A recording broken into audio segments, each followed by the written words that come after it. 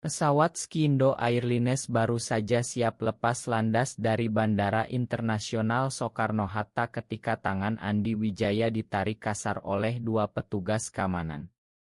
"Kamu keluar sekarang juga.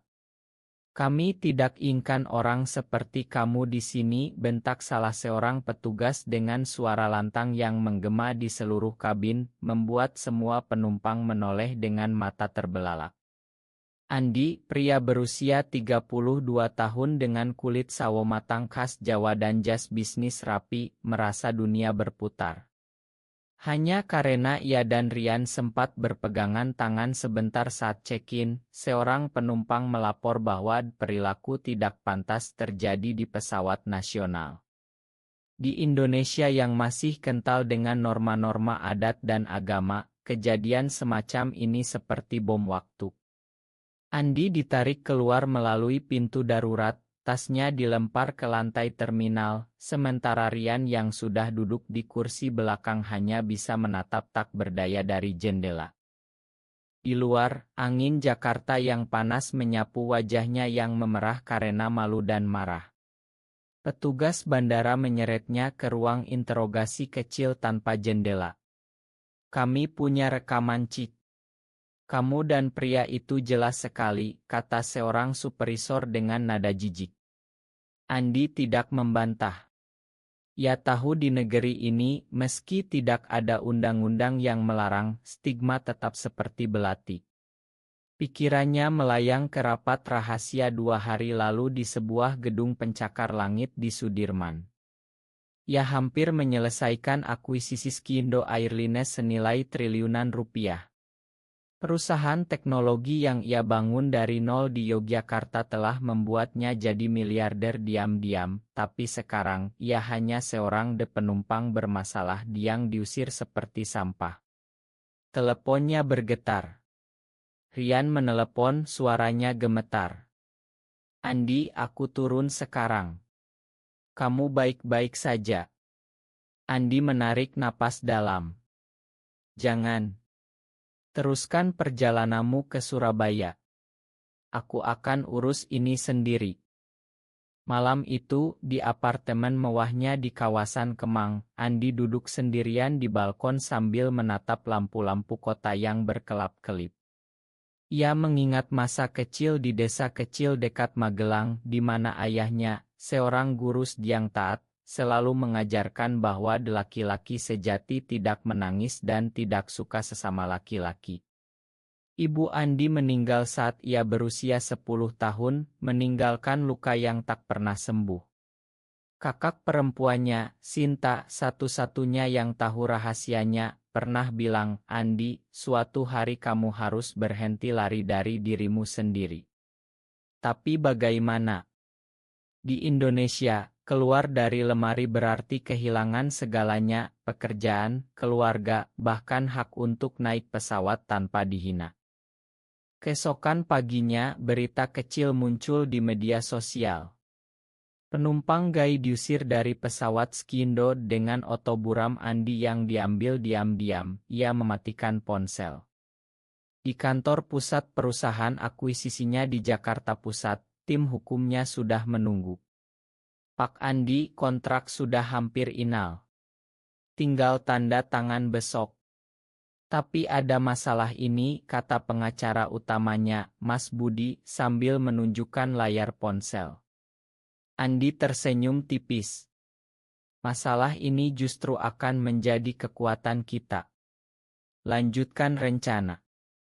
Besok pagi, Skindo Airlines akan punya pemilik baru."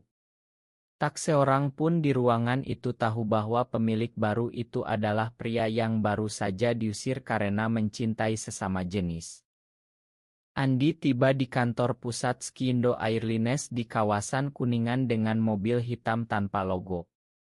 Ia bukan lagi penumpang yang diusir, tapi calon penguasa. Di lobi, karyawan berlalu lalang tanpa mengenalinya. Direktur Operasional, Pak Hadi, menyambutnya dengan senyum profesional. "Selamat datang, Pak Andi. Kami senang Anda memilih Skindo untuk investasi besar ini." Andi mengangguk, tapi dalam hati ia tertawa getir. Kemarin petugas bandara yang sama mungkin masih bercerita tentang penumpang aneh itu. Rapat Dewan Direksi berlangsung tegang. Para pemegang saham lama khawatir dengan utang perusahaan yang membengkak setelah pandemi. Andi menyampaikan isinya dengan tenang, modernisasi armada, layanan inklusi, dan budaya kerja yang menghargai setiap karyawan tanpa memandang latar belakang. Sore harinya ia bertemu Rian di sebuah kai kecil di Menteng. Rian, pria berusia 28 tahun dengan senyum lembut dan pekerjaan sebagai desainer grafis di sebuah startup, memegang tangan Andi di bawah meja. Aku takut kemarin, Andi. Kalau mereka tahu siapa kamu sebenarnya, Andi menatap mata kekasihnya. Justru karena itu aku harus tetap diam dulu. Aku ingin perubahan datang dari dalam, bukan dari amarah. Rian mengangguk, tapi ada kekhawatiran di matanya. Hubungan mereka sudah 3 tahun, dimulai dari pertemuan tak sengaja di sebuah acara tech di Bali. Saat itu Andi masih menyembunyikan identitasnya bahkan dari dirinya sendiri. Rian yang membantunya perlahan menerima bahwa mencintai sesama jenis bukan dosa. Malam itu Andi menelepon kakaknya, Sinta, yang tinggal di Bandung. Kak, aku hampir beli maskapai penerbangan. Sinta tertawa. Kamu gila. Ayah pasti bangga kalau dia tahu yang lain. Andi diam. Ayahnya di Magelang masih percaya anak laki-lakinya akan menikah dengan gadis baik-baik suatu hari. Tekanan itu seperti beban berat di dada Andi. Ia ingat saat remaja, ia pernah mencoba menyembuhkan dirinya dengan berdoa lebih keras di masjid desa. Hasilnya hanya air mata diam-diam di kamar. Keesokan harinya, dokumen akuisisi ditandatangani di ruang rapat mewah. Andi Wijaya secara resmi menjadi pemegang saham mayoritas Kindo Airlines. Berita belum bocor ke publik. Ia meminta tim untuk menahan pengumuman. Saya ingin melihat dulu bagaimana perusahaan ini berjalan dari dalam, katanya. Tapi di dalam hatinya, ia tahu kejadian di bandara kemarin adalah titik balik. Ia tidak akan lagi diam. Di rumah sakit swasta di Jakarta, ayah Andi dirawat karena tekanan darah tinggi. Andi datang sendirian membawa buah aurit ayahnya. Nak, kamu terlalu sibuk kerja. Kapan punya istri? Tanya ayahnya dengan suara lemah. Andi tersenyum pahit. Nanti ya. Sekarang fokus bisnis dulu.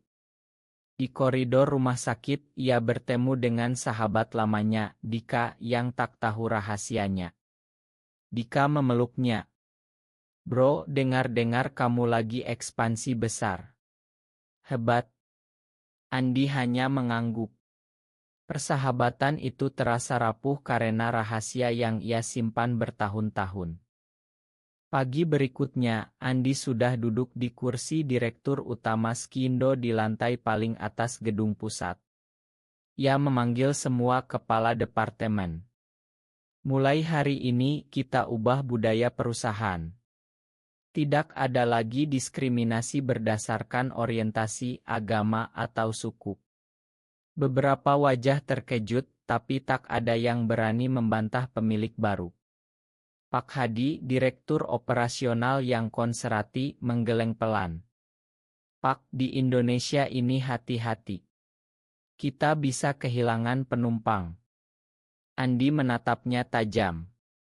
Justru karena itu kita harus berani. Saya pernah jadi korban di pesawat kita sendiri. Kata-kata itu membuat ruangan hening. Tak ada yang tahu maksudnya. Sore harinya, Andi terbang ke Surabaya dengan jet pribadi perusahaan. Ironis, pesawat yang sama dengan yang pernah mengusirnya. Di sana ia bertemu Rian yang sudah menunggu di hotel. Mereka berjalan di tepi pantai Kenjeran sambil berpegangan tangan di bawah cahaya senja. Andi, kamu berubah. Dulu kamu takut sekali, kata Rian lembut. Andi tersenyum. Karena aku sadar, kalau aku terus sembunyi, aku tidak akan pernah bahagia. Tapi kebahagiaan itu terganggu ketika telepon dari ayahnya masuk. Nak, ada berita di grup keluarga. Katanya ada pemilik maskapai baru yang katanya diagai. Kamu tahu apa-apa? Andi membeku. Berita sudah bocor sebagian. Kembali ke Jakarta, Andi menghadapi rapat darurat dengan tim hukum. Seorang karyawan junior bernama Citra, yang kebetulan melihat rekaman chat lama, mengenali Andi sebagai penumpang yang diusir. Ia menyebarkan rumor di internal grup. Andi memanggil Citra ke ruangannya.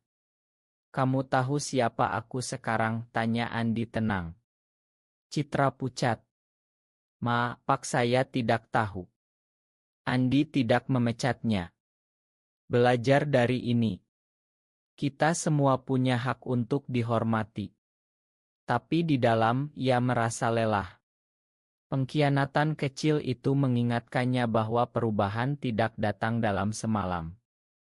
Malam itu, di apartemen, Rian memeluknya dari belakang. Kamu tidak sendiri, Andi. Andi menangis untuk pertama kalinya setelah bertahun-tahun. Air mata itu adalah campuran marah, lega, dan harapan. Ia tahu besok ia harus menghadapi ayahnya, keluarga besar, dan seluruh Indonesia. Pengumuman resmi pemilik baru Skindo Airlines dilakukan di sebuah konferensi pers besar di Hotel Indonesia Kempinski. Andi berdiri di panggung dengan jas hitam, dikelilingi kamera. Saya Andi Wijaya, pemilik baru Skindo Airlines. Dan ya, saya adalah pria gay yang diusir dari pesawat kita sendiri beberapa hari lalu. Ruangan hening sejenak, lalu gemuruh pertanyaan meledak. Las kamera menyilaukan. Di belakang panggung, Rian menonton dengan tangan gemetar. Sinta menelepon langsung. Andi, kamu gila. Ayah baru saja pingsan mendengar berita. Andi tidak mundur. Ia menceritakan semuanya, dari kejadian di bandara hingga isinya membuat Skindo menjadi maskapai pertama di Indonesia yang memiliki kebijakan anti-diskriminasi. Beberapa karyawan lama keluar, tapi banyak yang tetap dan malah mendukung. Pak Hadi, direktur operasional, datang ke ruangannya malam itu. Saya dulu salah, Pak. Anak saya juga seperti Anda. Saya malu selama ini. Andi memakannya. Itu adalah awal rekonsiliasi. Tapi konflik rumah tangga lebih berat. Ayahnya datang ke Jakarta dengan Sinta. Di ruang tamu apartemen, ayahnya menangis. Kenapa kamu tidak bilang dari dulu, Nak? Aku takut kamu tersesat. Andi memeluk ayahnya. Yah, aku tidak tersesat. Aku hanya mencintai dengan cara yang berbeda. Percakapan itu berlangsung hingga subuh. Ayahnya tidak langsung menerima, tapi ia tidak menolak. Itu sudah cukup untuk saat ini. Rian dan Andi menghadapi ujian lain ketika seorang teman dekat Andi, Dika, merasa dikhianati karena rahasia bertahun-tahun. Bro, kita sahabat sejak SMA. Kenapa kamu sembunyikan? Tanya Dika dengan suara kecewa. Andi menjelaskan panjang lebar tentang ketakutan, tekanan, dan rasa malu. Dika akhirnya memeluknya. Aku bodoh. Aku tetap sahabatmu. Persahabatan itu selamat, tapi meninggalkan bekas bahwa kejujuran kadang menyakitkan. Di tengah badai media, Andi tetap bekerja. Ia mengadakan pelatihan sensitivitas untuk seluruh karyawan Skindo. Beberapa pilot dan pramugari yang dulu ikut mengusirnya kini meminta maaf secara pribadi. Andi menerima dengan lapang dada. Kita semua belajar, katanya. 6 bulan berlalu. Skindo Airlines sudah berubah. Logo baru dengan slogan "Terbang Bebas, Tanpa Batas" menghiasi setiap pesawat.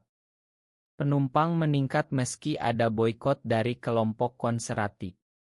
Andi sering terbang keliling Indonesia, dari Medan hingga Papua, untuk bertemu karyawan dan mendengar cerita mereka.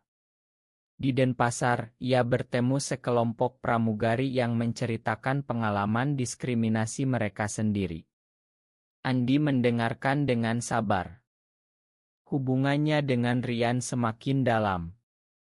Mereka pindah ke rumah baru di puncak dengan taman kecil.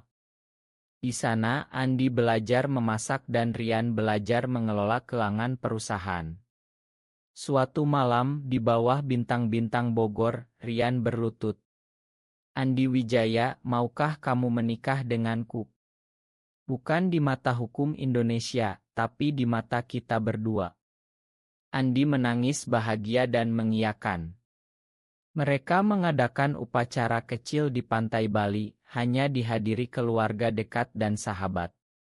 Ayah Andi datang, meski masih canggung, tapi ia memeluk Rian. "Rawat anakku baik-baik." Tapi tidak semua berjalan mulus. Sebuah kelompok radikal mengancam boikot besar-besaran. Andi menghadapi rapat dengan pemerintah daerah. "Kami mendukung hak asasi, tapi jangan terlalu terbuka," kata seorang pejabat. Andi menjawab tegas. "Kalau tidak terbuka, tidak ada perubahan." Ia mengorbankan kontrak besar demi prinsip. Itu adalah pengorbanan terbesar dalam karirnya. Internal perusahaan juga ada pengkhianatan. Seorang manajer senior mencoba membocorkan data ke kompetitor karena tidak setuju dengan kebijakan baru. Andi memecatnya, tapi sakit hati karena orang itu pernah ia anggap mentor. "Kita tidak bisa memaksa semua orang menerima," kata Sinta saat menghiburnya. Andi belajar bahwa perjuangan identitas bukan hanya melawan dunia luar, tapi juga melawan keraguan dalam diri sendiri. 1 tahun kemudian, Skindo Airlines dinobatkan sebagai maskapai paling inklusi di Asia Tenggara oleh sebuah lembaga internasional. Andi berdiri di panggung penghargaan di Singapura, memegang Troy sambil Rian berdiri di sampingnya. Di layar besar, video kejadian di bandara dulu diputar ulang, tapi kali ini diikuti dengan cerita transformasi. Penonton bertepuk tangan meriah. Andi berpidato singkat. "Saya pernah diusir karena mencintai. Hari ini saya membuktikan bahwa cinta itu justru membuat kita lebih kuat." Kembali ke Indonesia, ayahnya akhirnya datang ke rumah baru mereka di puncak. Ia melihat Andi dan Rian memasak bersama di dapur. "Nak, aku bangga padamu," kata ayahnya pelan. Andi memeluknya erat. Keluarga besar mulai perlahan menerima. Sinta menikah dengan pria pilihannya, dan Andi menjadi paman yang disayang keponakannya. Di kantor, Andi melihat karyawan baru, seorang pemuda gay dari Makassar, yang kini bekerja tanpa takut. Itu adalah bukti nyata perubahan. Rian memegang tangannya di balkon apartemen sambil menatap kota Jakarta yang masih ramai. "Kita berhasil, Andi." Tapi Andi tahu perjuangan belum selesai. Masih banyak anak muda di desa-desa yang menyembunyikan diri seperti dulu ia lakukan. Ia berjanji akan terus berjuang. Benarkah bahwa kesuksesan materi dapat menghapus segala bentuk prasangka terhadap orang gay di Indonesia, atau justru penerimaan keluarga dan masyarakat yang lebih penting?